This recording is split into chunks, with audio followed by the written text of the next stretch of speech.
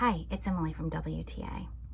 If you are a huge fan of authentic Japanese cuisine, then you know the value of adding amazing umami flavor to your foods. My husband is an amateur chef, and he has found the best way to make authentic Japanese cuisine is to add freshly shaved bonito.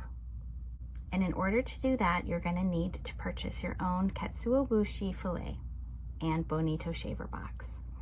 We have purchased both for our home kitchen, and we have no regrets. This has taken my husband's Asian cooking to the next level. A well-preserved Katsuobushi filet can last you years in the pantry as long as you keep it dry. Katsuobushi is actually one of the hardest foods in the world, so it's important to use a very sharp bonito shaver when you are getting fresh flakes. It is made through a very long and extensive smoking and drying process of a skipjack tuna. It adds delicious umami and strong flavor to your ramen or other traditional Japanese dish.